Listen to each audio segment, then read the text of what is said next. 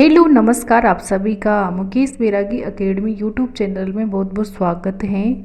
हम हिंदी साहित्य का संक्षिप्त इतिहास की बुक पढ़ रहे थे जो कि कक्षा 11-12 की है, पुरानी वाली। उसके अंतर्गत हमने प्रगतिवाद, प्रयोगवाद और नई कविता का टॉपिक कल पढ़ लिया था। आज पढ़ते हैं छायावादोत्तर गद्य साहित्य, यानी कि प्रगतिवाद, प्रयोगवाद या फिर नई कविता, इनके समय कौन कौन सा गद्य साहित्य का विकास हुआ, जैसे कि कौन कौन से नाटक लिखे गए, कौन सी कहानियाँ, एकांकी नाटक, निबंध, उपन्यास। तो आज पढ़ते हैं छायावादोत्तर गद्य साहित्य। सबसे पहले देखते हैं नाटक। इस काल में हिंदी नाटक रंगमंच और जीवन की यथार्थ से जुड़कर नई दिशा की ओर उन्मुख हुआ। हिंदी नाट्य लेखन का सूत्रपात भारतेंदु कर चुके थे, किंतु भारतेंदु के बाद प्रसाद को दिशा निर्देशक नाटककार स्वीकार किया जाता है। प्रसाद के नाटकों के साथ समस्या ये थी कि वे रंगमंचीय नहीं थे और रोमांटिसिज्म से बाहर नहीं निकल सके थे। वस्तुतः उपेंद्र नाथ अस्क पहले नाटककार हैं। उपेंद्र नाथ अस्क की बात करें तो ये पहले नाटककार हैं जिन्होंने हिंदी नाटक को रोमांच के कटघरे से निकालकर किसी सीमा तक आधुनिक भावबोध के साथ जोड़ा। यद्यपि उनके जय पराजय 1937, जय पराजय कब का है? 1937 का। जय पराजय पर प्रसाद के रोमांटिसिज्म की छाया है, किंतु छठा बेटा किनका है? उपेंद्र नाथ अस्क का। कब का है? 1940 का। छठा बेटा 1940 उस प्रभाव से मुक्त है। अस्क जी के अन्य नाटक है जैसे कि कैद 1945, उड़ान 1946, भंवर 1950, अंजो दीदी 1954 और अंधगली और पैतरे। उपेंद्र नाथ अस्क के प्रमुख नाटक हैं जय पराजय, छठा बेटा, कैद, उड़ान, भंवर, अंजो दीदी और अंधगली और पैतरे। विष्णु प्रभाकर, जगदीश चंद्र माथुर और धर्मवीर भारती, डॉक्टर लक्ष्मी नारायण लाल, मोहन राकेश आदि प्रमुख नाटककार हैं छायावादोत्तर कालीन। विष्णु प्रभाकर का कौन सा नाटक है? तो डॉक्टर। जगदीश चंद्र माथुर के कोणार्क, शारदिया, पहला राजा 1969 उल्लेखनीय है। आधुनिक भावभूत को रूपायित करने वाले नाटकों में धर्मवीर भारती का गीति नाट्य, जो कि अंधा युग गीति नाट्य है, अंधा युग 1955 का विशेष उल्लेखनीय है। डॉक्टर लक्ष्मी नारायण लाल ने कई नाटकों की रचना की। किसने? तो डॉक्टर लक्ष्मी नारायण लाल ने कई नाटकों की रचना की, जिसमें अंधा कुआं, अंधा युग तो किसका है? धर्मवीर भारती का। और अंधा कुआं किसका है? लक्ष्मी नारायण लाल का। लक्ष्मी नारायण लाल के नाटक है अंधा कुआं 1955, मादा कैक्टस 1959, तीन आंखों वाली मछली 1960, सुंदर रस सूखा सरोवर 1960, रक्त कमल 1962। रक्त कमल कब का है? 1962 का। रात रानी 1962, दर्पण 1963, सूर्यमुख 1968, मिस्टर अभिमन्यु 1971 और कर्फ्यू 1972। कलंकी आदि किनके हैं? तो लक्ष्मी नारायण लाल के। अगले हैं मोहन राकेश, गहन मानवीय त्रासदी को नाटकीय स्थितियों में रचनात्मक ढंग से हाँकने वाले नाटककार हैं। तो मोहन राकेश है ना, मानवीय त्रासदी को नाटकीय स्थितियों में रचनात्मक ढंग से हाँकने वाले नाटककार हैं। उनके आषाढ़ का एक दिन, किनका है आषाढ़ का एक दिन? तो मोहन राकेश का। आषाढ़ का एक दिन 1958, लहरों के राजहंस 1963 और आधे अधूरे 1969, तीन नाटक हैं मोहन राकेश के हैं। आषाढ़ का एक दिन, लहरों के राजहंस और आधे अधूरे किनके हैं? तो मोहन राकेश। इस काल के गीति नाट्य भी प्रचुर मात्रा में लिखी गए। अंधा युग के बाद सुमित्रानंदन पंत ने, अंधा युग इनका है तो धर्मवीर भारती का। अंधा युग के बाद सुमित्रानंदन पंत ने रजत शिखर, शिल्पी और 100 वर्ण लिखे। तो सुमित्रानंदन पंत के नाटक है रजत शिखर, शिल्पी और 100 वर्ण।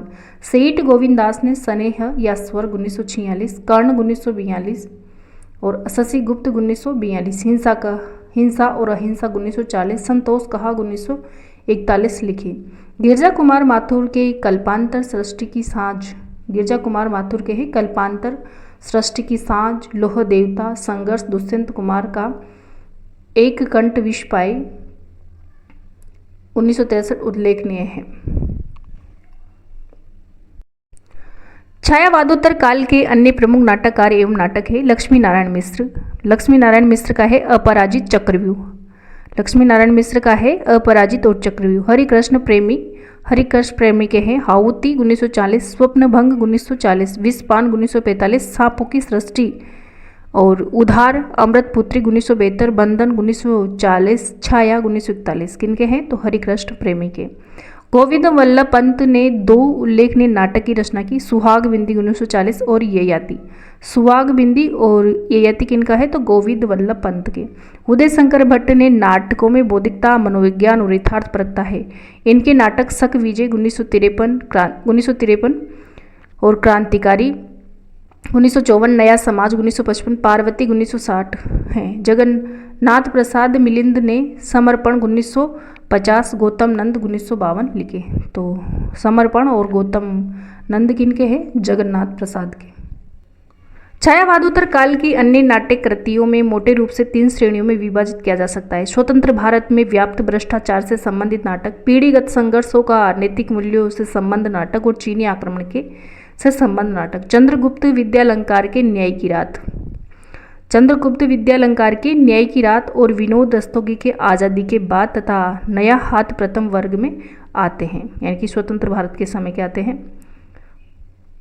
दूसरे वर्ग में नरेश मेहता, पीढ़ीगत संघर्षों या का नैतिक मूल्यों से संबंध नाटक है नरेश मेहता की सुबह के घंटे और खंडित यात्राएं तथा मनु भंडारी के बिना दीवार का घर। मनु भंडारी का नाटक है बिना दीवार का घर का उल्लेख किया जा सकता है। तृतीय वर्ग में शिव प्रसाद सिंह की घाटियां गूंजती हैं, चीनी आक्रमण से संबंधित नाटक है। मनु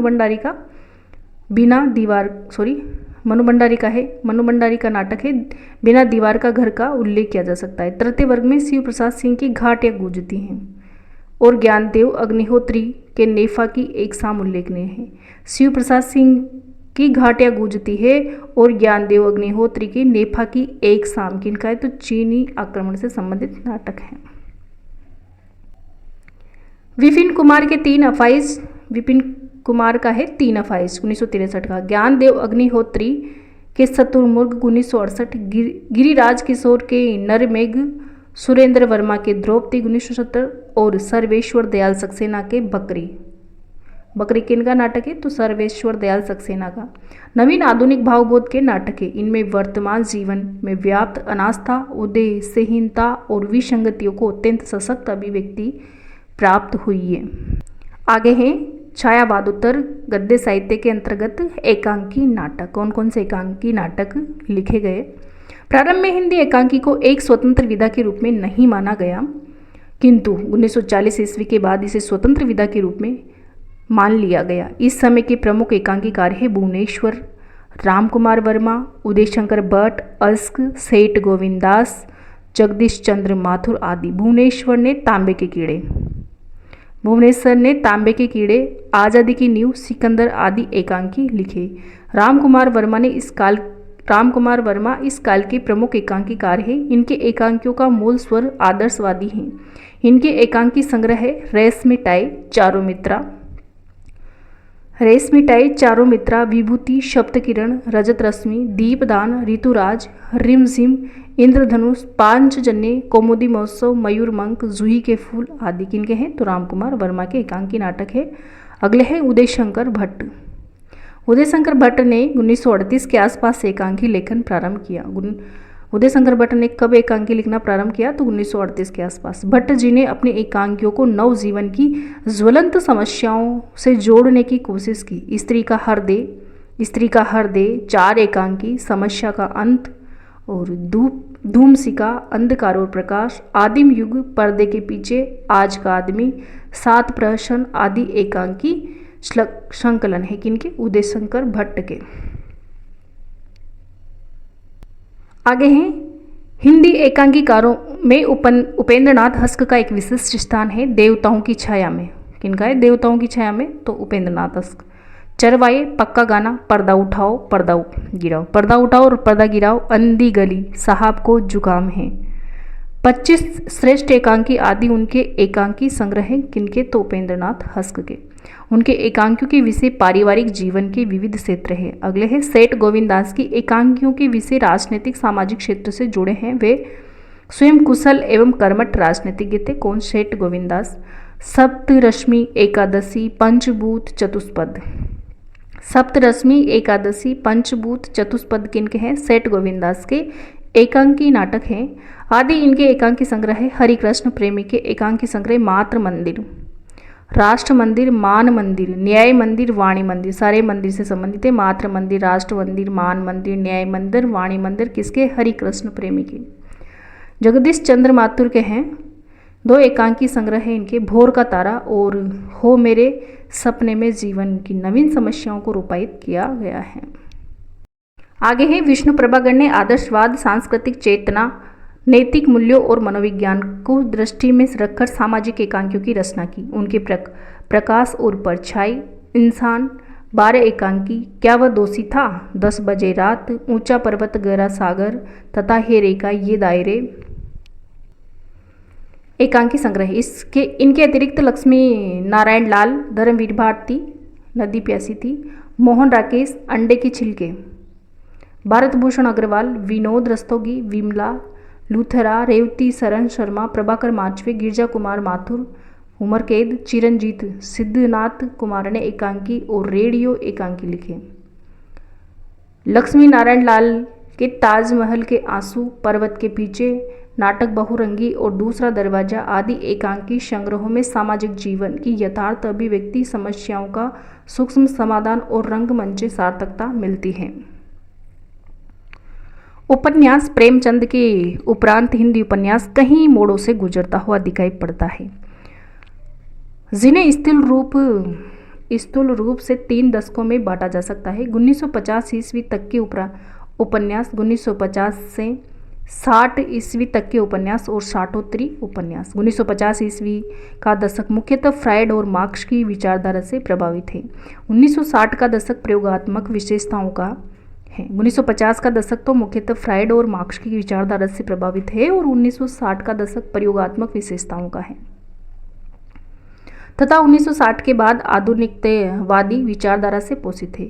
फ्रायड से प्रभावित उपन्यासकारों में जैनेन्द्र जी का प्रमुख है। फ्रायड की बात करें तो फ्रायड से प्रभावित उपन्यासकारों में जैनेन्द्र जी का प्रमुख है। उनके उपन्यास है कल्याणी। किनका? जैनेन्द्र के उपन्यास है कल्याणी, सुखदा, विवर्त, व्यतीत, जयवर्धन आदि में मनोवैज्ञानिक दार्शनिकता, व्यक्तिकता आदि के विविध रूप उभरे हैं। उनके नारी पात्र यदि एक और समाज की मर्यादाओं को बनाए रखना चाहते हैं तो दूसरी ओर अपने अस्तित्व की पहचान भी करना चाहते हैं। तो जैनेन्द्र के प्रमुख उपन्यास है कल्याणी, सुखदा, विवर्त, व्यतीत, जयवर्धन। किनके उपन्यास है? तो जैनेन्द्र के। आगे है आगे के शेखर एक जीवनी 1941। शेखर के एक जीवनी कब का है? 1941 का। किनका? आगे का के प्रकाशन के साथ हिंदी उपन्यास की दिशा में एक नया मोड़ आया। इनके 2 भाग हैं शेखर के एक जीवनी के, और उनका दूसरा उपन्यास नदी के द्वीप 1951। नदी के द्वीप कब का है? 1951 का। जैनेन्द्र और आगे फ्रायड के मनोविज्ञान से प्रभावित हैं तो इला चंद्र जोशी उनके मनोविश्लेषण से। इला चंद्र जोशी की बात करें तो मनोविश्लेषण से प्रभावित थे और इनका पहला उपन्यास है घृणामयी। किनका? इला चंद्र जोशी का। घृणामयी 1929 प्रकाशित हो चुका था, किंतु उन्हें प्रतिष्ठा सन्यासी 1941 से मिली। घृणामयी और सन्यासी किनका है? इला चंद्र जोशी का। इसके अतिरिक्त पर्दे की रानी 1941, प्रेत और छाया, निर्वसित 1946, मुक्तिपथ 1950, जिप्सी, जहाज का पंछी 1955, ऋतु चक्र, भूत का भविष्य 1973 आदि उनके प्रमुख उपन्यास हैं। यशपाल ने 2 ऐतिहासिक उपन्यास अमिता और दिव्या लिखे। यशपाल के उपन्यास है अमिता और दिव्या, किंतु इनके शेष उपन्यास समाजवादी यथार्थ का चित्र प्रस्तुत करते हैं, जिसमें दादा कामरेड। किनका है दादा कामरेड? यशपाल का। दादा कामरेड 1941, देशद्रोही 1942, पार्टी कामरेड 1943, मनुष्य के रूप 1949 और झूठा सच के 2 भाग है 1958 और 1960।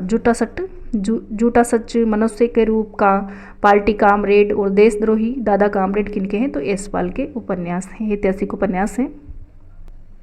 ऐतिहासिक के अंतर्गत तो अमिता और दिव्या आएगा और समाजवादी के अंतर्गत झूठा सच, मनुष्य के रूप, पार्टी कामरेड और दादा कामरेड, देशद्रोही इत्यादि उपन्यास आ जाएंगे।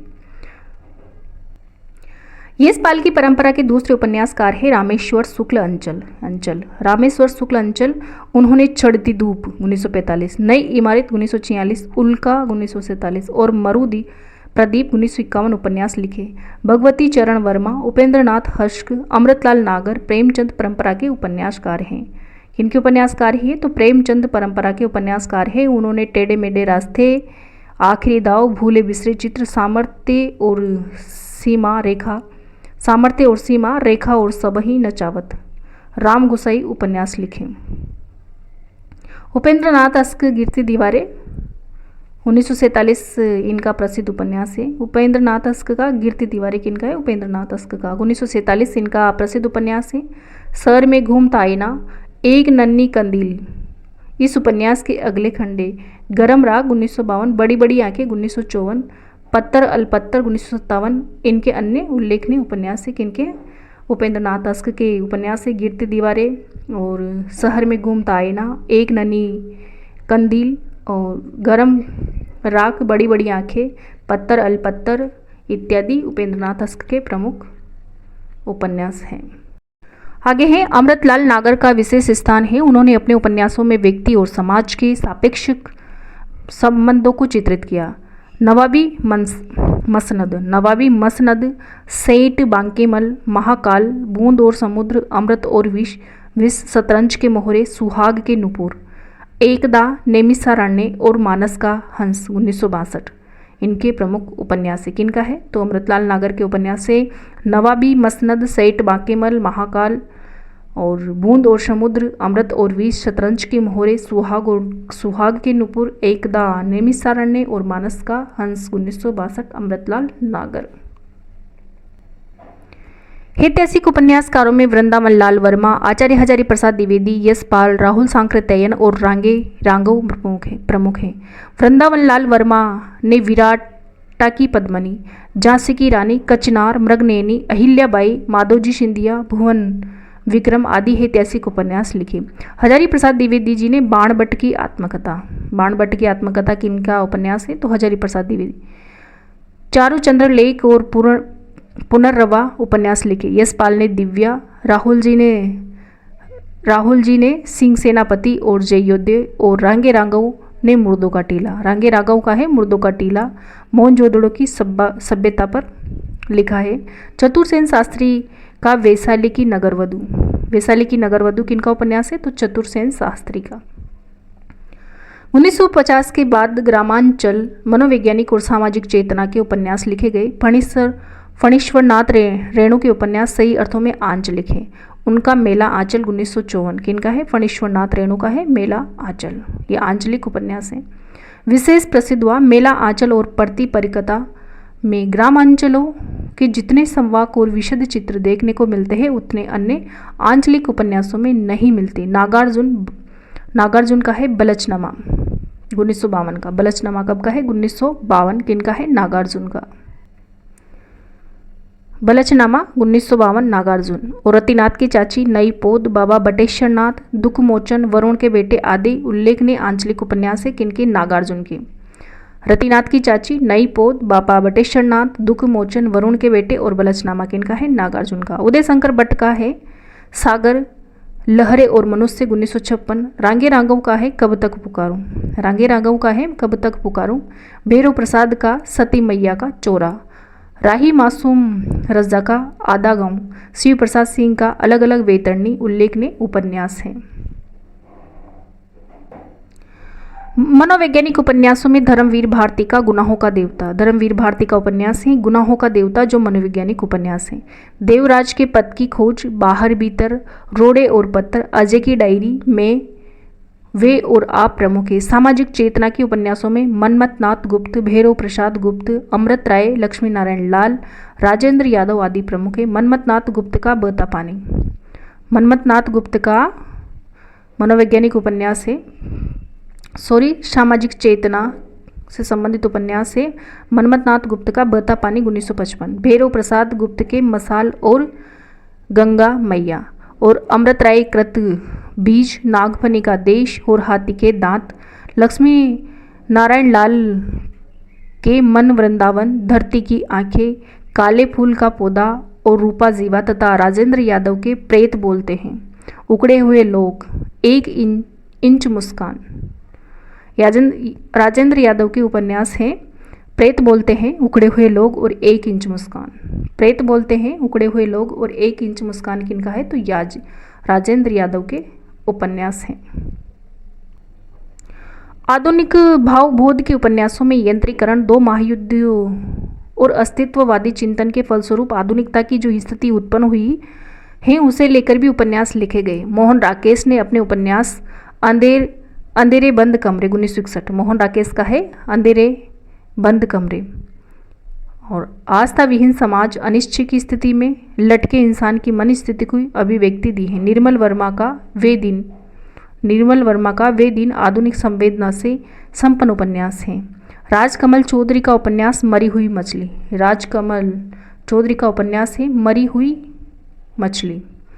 श्रीकांत वर्मा का दूसरी बार, महेंद्र भल्ला का एक पति के नोट्स, कमलेश्वर का डाक बंगला और काली आंधी, गंगा प्रसाद विमल का अपने से अलग आदि उपन्यास भी आधुनिक बोध की रचनाएं हैं। श्रीलाल शुक्ल का राग दरबारी, श्रीलाल शुक्ल का है राग दरबारी, रिपोदार्ज शैली में लिखा गया उल्लेखनीय उपन्यास है। छायावादोत्तर गद्य साहित्य में आगे है कहानी। कहानी एक प्रमुख विधा है। नई कविता के सादर से पर नई कहानी विकसित हुई। उसके बाद सचेतन कहानी, अकहानी आंदोलन भी चले। 1950 के आसपास की कहानियों में व्यक्तिगता का दबाव बढ़ता गया। प्रगतिवाद और मार्क्सवाद से हमारा मोह भंग हुआ। स्वतंत्रता प्राप्ति का उल्लास भी कहानियों में दिखा, किंतु शीघ्र ही स्वतंत्रता से प्राप्त होने वाले सुख के प्रति रोमानी मोह टूट गया और व्यक्ति की तरह से अलगाव के घेरे में खड़ा हो गया। 1962 में भारत चीन युद्ध ने हमें रोमांटिक छद्मावरण से यथार्थ की भूमि पर ला पटका, जिससे 60वें दशक में शतरांश, अलगाव, बेगानेपन और ऊब से संबंधित कहानियां सामने आई। यशपाल ने प्रगतिवाद से प्रेरित होकर धन की विषमता पर प्रहार किए। उनकी कहानी संग्रह है पिंजड़े की उड़ान, पिंजड़े की उड़ान, हो दुनिया, अभिशप्त, तर्क का तूफान, भस्मावृत चिंगारी, फूलों का कुर्ता, उत्मी की माँ, सच बोलने की भूल, तुमने क्यों कहा कि मैं सुंदर हूँ, तुमने क्यों कहा कि मैं सुंदर हूँ, किनकी है? यशपाल की। आदि प्रमुख कहानियां हैं। अज्ञे ने मुख्यतः व्यक्ति के आत्मसंघर्ष तथा व्यक्ति और परिवेश के संघर्ष का चित्रण किया है। उनके विपत्तगा परंपरा कोटरी की बात, किनकी? तो अज्ञे की। विपत्तगा परंपरा कोटरी की बात, शरणार्थी, जेदोल, अमरवल्लरी और ये थेरे प्रतिरूप प्रसिद्ध कहानियां संग्रह है। इला चंद्र जोशी ने अपनी कहानियों में मनोवैज्ञानिक केस स्टडी पिरोई है। इस दिशा में अग्रसर होने वाले वे अकेली कहानीकार हैं। खंडहर की आत्माएं, किनकी? इला चंद्र जोशी की। खंडहर की आत्माएं, डायरी के नीरस पृष्ठ, आहुति और दिवाली उनके प्रमुख कहानी संग्रह है। अश्क की कहानियों में विविधता के दर्शन होते हैं। अश्क की कहानियों में विविधता के दर्शन होते हैं। विष्णु प्रभाकर, कमल जोशी, निर्गुण, भैरव प्रसाद गुप्त, अमृत राय आदि उपेक्षाकृत नई पीढ़ी के कहानीकार है। विष्णु प्रभाकर की धरती अब भी घूम रही है। धरती क्या कर रही है? अब भी घूम रही है। किनकी है? तो विष्णु प्रभाकर की। कहानी नए बोध के निकट है। कमल जोशी की सिराजी और पत्थर की आंखें, सिराजी और पत्थर की आंखें चर्चित कहानी है। सिराजी और पत्थर की आंखें किनकी है? कमल जोशी की। सन 1950 के बाद हिंदी कहानियों में दो विरोधी स्वर सुनाई पड़ते हैं, मूल्यवादी स्वर और विघटित मूल्यों के परिवेश में छींक, त्रास या बदले हुए रिश्तों का स्वर। छठे दशक में ग्रामांचल के साथ साथ कस्बों और नगरों की कहानियां भी लिखी गई। ग्रामांचल के कहानीकारों में शिव प्रसाद सिंह, मार्कंडे और फणीश्वर नाथ रेणु के नाम मुख्य हैं। ग्रामांचल कहानीकारों में शिव प्रसाद सिंह, मार्कंडे और फणीश्वर नाथ रेणु के नाम मुख्य हैं। इसके पहले गांव अपने परिपार्श्व की पूर्णता में चित्रित नहीं हो पाए थे, किंतु इन लेखकों ने गांव के जो चित्र या चरित्र प्रस्तुत किए वे मूलतः रोमांटिक थे। मार्कंडे जी की कहानी संग्रह है आर पार की माला। मार्कंडे जी की कहानी संग्रह है आर पार की माला, मुर्दा सराय, इन्हें भी इंतजार है आदि। उनके गुलराकी बाबा और हंसाबाई, हंसा जय अकेला। गुलरैकी बाबा और हंसा जय अकेला में अतीत के प्रति रोमानी दृष्टिकोण दिखाई पड़ता है। रोमांटिक यथार्थ का सर्वाधिक चटकीला, समग्र और आत्मीयतापूर्ण रंग रेणु की कहानियों में मिलता है। गांव की धूल माटी, आंगन की धूप, बेलों की घंटियां, धान की झुकी हुई बालियां, घमकता चावल, मेला ठेला, हंसी ठिठोली आदि के वर्णन भी गांव ही नहीं पूरा अंचल अबर आता है। गांव ही नहीं पूरा अंचल अबर आता है। इस दृष्टि से लाल पान की बेगम और तीसरी कसम विशिष्ट द्रष्टव्य हैं। 60 के दशक में युगीन संक्रमण और तनाव की कहानियों में दिखाई देता है। मोहन राकेश तनाव के कहानीकार हैं। मोहन राकेश किसके हैं? तो तनाव के कहानीकार हैं। मोहन राकेश की कहानियों में मलबे का मालिक, किनकी मलबे का मालिक? तो मोहन राकेश की। एक और जिंदगी, मोहन राकेश। विशेष कहानियां हैं उनके कहानी संग्रह नए बादल, किनके? तो मोहन राकेश के। मोहन राकेश के कहानी संग्रह है नए बादल, जानवर और जानवर, एक और जिंदगी आदि। राजेंद्र यादव की कहानियों में आधुनिक भावबोध को व्यापक सामाजिकता से जोड़ा गया है। उन्होंने निर्वैयक्तिकता पर विशेष बल दिया। जान लक्ष्मी कैद हैं, अभिमन्यु की आत्मकथा, छोटे छोटे ताजमहल, किनारे से किनारे तक, प्रतीक्षा टूटना और अन्य कहानियाँ, अपने पार आदि इनकी प्रमुख कहानी संग्रह हैं। कमलेश्वर की कहानियों में युगीन संक्रमण का मूल्य अन्वेषी स्वर मिलता है। कमलेश्वर की कहानियों में युगीन संक्रमण का मूल्य अन्वेषी स्वर मिलता है। उनकी प्रसिद्ध कहानियां हैं देवा की माँ, किनकी? कमलेश्वर की। देवा की माँ, नीली झील, खोई हुई दिशाएं, मांस का दरिया, यामा द पिट, मांस का दरिया, खोई हुई दिशाएं, नीली झील और देवा की माँ, किनकी? तो कमलेश्वर की कहानी संग्रह है। इसी दशक में नरेश मेहता, रघुवीर साय, सर्वेश्वर दयाल सक्सेना, धर्मवीर भारती, कुंवर नारायण, रामदरस मिश्र आदि कवियों ने अपने अपने ढंग की कहानियां लिखी। नरेश मेहता की तथापि निशा जी पर काव्यगत रोमानी प्रभाव स्पष्ट परिलक्षित होता है। भारती जी ने गुल की, बन्नो, सावित्री नंबर 2 और बंद गली का आखिरी मकान जैसी कहानियां रची। लेखिकाओं में मनु भंडारी, कृष्णा सोबती, शिवानी, उषा प्रेमवेदा, रजनी पन्नीकर, मेहरुनिसा, परवेज आदि प्रमुख हैं। इस संसार का कुछ सीमा तक पुरुषों से अलग है। मनु भंडारी में हार गई, मनु भंडारी की है मैं हार गई, 3 निगाहों की एक तस्वीर और यही सच है, कहानी संग्रह लिखे। मनु भंडारी के हैं मैं हार गई, 3 निगाहों की एक तस्वीर और यही सच है। कृष्णा सोबती सेक्स जन्य भावुकता को ही उबार कर रह जाती हैं। शिवानी की कहानियों में नारी मनोविज्ञान को आधुनिक नए संदर्भों में देखा गया। उषा प्रेमवदा आधुनिकता बोध की कथाकार है। उनका बोध भी नया और भाषा भी अपेक्षाकृत संयमित है। जिंदगी और गुलाब के फूल, एक कोई दूसरा उनकी कहानी संग्रह है। 7वें दशक के आरंभ में निर्मल वर्मा की कहानियां विशेष चर्चित रही। उन्होंने हिंदी कहानी की परंपरा को छोड़कर अपने को पाश्चात्य परंपरा से जोड़ा। परिंदे, किनकी? निर्मल वर्मा की। ऐसी ही एक कहानी है उनकी लंदन की एक रात और कुत्ते की मौत भी विशिष्ट स्थान रखती है। लंदन की एक रात, कुत्ते की मौत और परिंदे, निर्मल वर्मा। 70 के दशक में आधुनिकता बोध को लेकर लिखने वाले में रामकुमार विजय चौहान और राजकमल चौधरी का उल्लेख भी आवश्यक है। 7वें दशक को मोहभंग का दशक कहना उचित होगा। चीन से पराजय के बाद पुरानी पीढ़ी के प्रति क्षोभ आक्रोश का प्रारंभ यहीं से हुआ। इस दशक की कहानियों में ऊब विघटन और सतही विद्रोहात्मक रवैया अधिक दिखाई पड़ता है। ज्ञान रंजन, दूधनाथ सिंह, गंगा प्रसाद विमल, गिरिराज किशोर, रविंद्र कालिया, महेंद्र भल्ला, ज्ञान प्रकाश, काशीनाथ सिंह आदि इस दशक के अन्य उल्लेखनीय कहानीकार हैं। ज्ञान रंजन की फैंस के इधर और उधर, पिता दूधनाथ सिंह की रक्तपात, दूधनाथ सिंह की है रक्तपात, गंगा प्रसाद विमल की एक और विदाई, प्रश्न चिन्ह, ऐसी कहानियां हैं। गिरिराज किशोर की पेपरवेट, गिरिराज किशोर की है पेपरवेट संग्रह भी उल्लेखनीय है। आगे है छायावादोत्तर निबंध।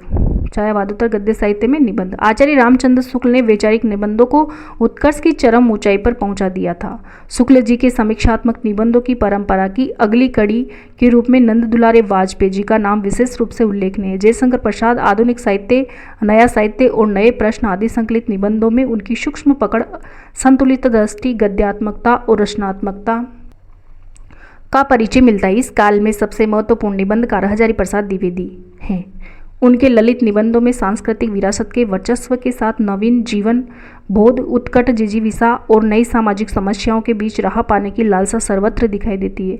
द्विवेदी जी का व्यक्तित्व लचीला और निरंतर विकासमान है। अशोक के फूल 1948, अशोक के फूल 1948 किनका है? तो हजारी प्रसाद द्विवेदी। विचार और वितर्क 1949 और कल्पलता 1951, विचार प्रवाह 1959 और कुटज उनके निबंध संग्रह किनके? हजारी प्रसाद द्विवेदी। तो हजारी प्रसाद द्विवेदी के निबंध संग्रह है अशोक के फूल, विचार और वितर्क, कल्पलता, विचार प्रवाह और कुटज। इस काल में जैनेन्द्र का स्थान भी काफ़ी ऊंचा है। उन्होंने अपने निबंधों में दार्शनिक मुद्राओं को अपनाया है। नई अर्थवत्ता के प्रति जागरूक रहने के साथ ही उन्होंने निबंधों में सरसता का भी पूरा ध्यान रखा है। उन्होंने निबंधों में धर्म, राजनीति, संस्कृति, साहित्य, काम, प्रेम, विवाह आदि सभी विषयों पर विचार किया है। जड़ की बात साहित्य का श्रेय और प्रेय, सोच विचार मंथन और ये और वे, इतस्ततः आदि उनके निबंध संग्रह है। हिंदी में प्रभाववादी समीक्षा के अग्रदूत शांतिप्रिय द्विवेदी ने समीक्षात्मक निबंधों के अतिरिक्त साहित्येतर विषयों पर भी निबंध लिखे।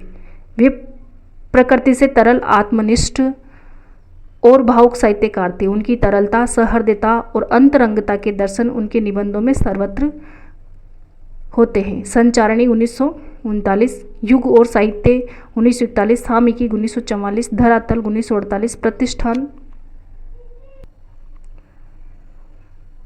प्रतिष्ठान साकल्य और आदान 1957, व्रंत और विकास 1959 आदि प्रमुख निबंध संग्रह किनके? शांतिप्रद द्विवेदी के निबंध संग्रह। संचारणी, युग और साहित्य, सामयिकी, धरातल, प्रतिष्ठान साकल्य, आदान और व्रंत और विकास। रामधारी सिंह दिनकर भी समय समय पर महत्वपूर्ण निबंध लिखते रहे। अर्धनारीश्वर, मिट्टी की ओर, रेती के फूल, हमारी सांस्कृतिक एकता, प्रसाद पंत और मैथिली शरण, राष्ट्रभाषा और राष्ट्रीय साहित्य उनके निबंध संग्रह किनके? रामधारी सिंह दिनकर के। उनके निबंधों में मानवीय आस्था का प्रतिफलन हुआ, जिसका मूल आधार या तो मनोवैज्ञानिक या सांस्कृतिक। समीक्षात्मक निबंधकारों में व्यक्तित्व का सर्वाधिक संस्पर्श डॉक्टर नगेंद्र के निबंधों में मिलता है। यौवन के द्वार पर चेतना के बिंब इनके निबंध संग्रह है। अज्ञे अपने निबंधों में अपना अनुभूत लिखते हैं। त्रिशंकु, आत्मनेपद और हिंदी साहित्य। एक आधुनिक परिदृश्य में संकलित निबंधों में अनुभूत का वैचारिक विश्लेषण मिलता है। अज्ञे ने कुछ निबंध कुटीचातन के नाम से भी लिखे हैं। इस नाम से लिखे निबंधों का एक संग्रह सब रंग शीर्षक से प्रकाशित हुआ। उनके अन्य प्रकाशित निबंध संग्रह आलवाल 1971, भवंती तथा लिखी कागद कोरे 1972 किनके? अज्ञे के। साहित्येतर विषयों पर ललित निबंधों की रचना की और अनेक लेखक प्रवृत्त हुए हैं। रामवृक्ष बेनीपुरी के निबंध गेहूं और गुलाब किनका है? तो रामवृक्ष बेनीपुरी 1950। गेहूं और गुलाब कब का है? 1950। वंदे वाणी विनायको 1957 में संग्रहित हैं। गेहूं भूख का प्रतीक है तो गुलाब कला और संस्कृति का। श्री राम शर्मा ने शिकार संबंधी रोचक निबंधों की रचना की है, जिसमें साहसिक वृत्तांतों को ग्रामीण पृष्ठभूमि, प्रकृति और अछूते मानवीय जीवन के मर्मस्पर्शी आयामों में चित्रित किया गया है। देवेंद्र सत्यार्थी के निबंधों में धरती की सौंधी गंध किनका है? धरती की सौंधी गंध तो देवेंद्र सत्यार्थी का। लोक जीवन की ताजगी मिलती है, जिसका श्रेय उनकी घुमक्कड़ जिंदगी को है। धरती गाती है, ये एक युग, एक प्रतीक और रेखाएं बोल उठी उनके निबंध संग्रह है। बदंत आनंद कोसलायन के निबंधों में भी उनकी घुमक्कड़ प्रवृत्ति के दर्शन होते हैं। वासुदेव शरण अग्रवाल ने जहाँ पृथ्वी पुत्र तथा कला और संस्कृति के निबंधों में भारतीय संस्कृति के विविध आयामों को उद्घाटित किया है, वहीं यशपाल ने अपने निबंधों में मार्क्सवादी दृष्टिकोण को ग्रहण किया है। चक्कर कल्प, देखा सोचा समझा, बात बात में बात, गांधीवादी की सौ परीक्षा, न्याय का संघर्ष आदि उनके शताधिक निबंध संग्रहित हैं। बनारसी दास चतुर्वेदी के निबंध संग्रह साहित्य और जीवन हमारे आराध्य में भी मार्क्सवादी दृष्टिकोण मिलता है। माखनलाल चतुर्वेदी के निबंध अमीर इरादे गरीब इरादे 1960 में भावुकता का प्राधान्य है। कन्यालाल मिश्र प्रभाकर के निबंधों में जिंदगी मुश्किल कराई, बाजे पायल्य के घुंघरू किनके हैं, तो कन्हैयालाल मिश्र के हैं। कन्हैयालाल मिश्र प्रभाकर के जिंदगी मुस्कराई, बाजे पायल्य के घुंघरू, मह के आंगन च के द्वार आदि में शैली की स्पष्टता दिखे। भगवत शरण उपाध्याय ने टूटा आम और सांस्कृतिक निबंध में इतिहास और संस्कृति की पृष्ठभूमि पर निबंध लिखे। विद्यानिवास मिश्र ने अपने चितवन की चाह 1953, तुम चंदन हम पानी 1957, आंगन का पंछी और बंजारा मन, मैंने सील पहुंचाई, मेरे राम का मुकुट भीग रहा, किनका है, विद्यानिवास मिश्र का। मेरे राम का मुकुट भीग रहा है आदि निबंध संग्रह में भारतीय साहित्य और संस्कृति को लोक जीवन के साथ जोड़ने का उन्मुक्त प्रयास किया। धर्मवीर भारती ने हल्के फुल्के विनोद द्वारा हिपोक्रेसी का पर्दाफाश करते हुए ठेले पर हिमालय धर्मवीर भारती, कहानी अनकहानी, पश्यंती आदि निबंध संग्रह लिखे। ठेले पर हिमालय, कहानी अनकहानी और पश्यंती किनके निबंध संग्रह, धर्मवीर भारती के। कुबेरनाथ राय हजारी प्रसाद द्विवेदी संस्थान के प्रमुख निबंधकार हैं। उनके निबंध संग्रहों में प्रिया नीलकंठी, किनका है, कुबेरनाथ राय का। प्रिया नीलकंठी रस आखेटक, गंध मादन और विषाद योग में सांस्कृतिक संदर्भों से झांकते जीवन के आधुनिक आयाम स्पष्ट हुए। ललित निबंधों की परंपरा को समृद्ध करने वाले अन्य रचनाकार हैं विवेकी रॉय, फिर बेतलवा ढाल पर लक्ष्मीकांत, मैंने कहा, केदारनाथ अग्रवाल, समय समय पर लक्ष्मीचंद्र जैन, कागज की किस्तियां आदि। हास्य व्यंग्य लेखकों में बेडब बनारसी पहले व्यक्ति हैं जिन्होंने अपने निबंधों द्वारा इस दिशा की पहल की। श्री नारायण चतुर्वेदी ने भी विनोद शर्मा के छद्म नाम से राजभवन की सिगरेट दानी लिखा। 60 के दशक के प्रमुख व्यंग्यकारों में हरिशंकर परसाई, केशव चंद्र वर्मा, लक्ष्मीकांत वर्मा, भीमसेन त्यागी, रविंद्रनाथ त्यागी, शरद जोशी, नरेंद्र कोहली आदि ने भी काफ़ी संख्या में व्यंग्यात्मक निबंधों की सृष्टि की है। इनमें हरिशंकर परसाई प्रमुख है। उनके व्यंग्य सामान्यतः मूल्यगत विसंगतियों से संबंध होते हैं। भूत के पांव, सदाचार का ताबीज और निठल्ले की डायरी एक प्रसिद्ध व्यंग्य संग्रह है। हरिशंकर परसाई के प्रमुख संग्रह है जैसे कि भूत के पांव, सदाचार का ताबीज और निठल्ले की डायरी प्रसिद्ध व्यंग्य संग्रह है। तो है था आज का टॉपिक छायावादोत्तर गद्य साहित्य, जिसके अंतर्गत हमने नाटक, उपन्यास, कहानी, निबंध इत्यादि को देखा है।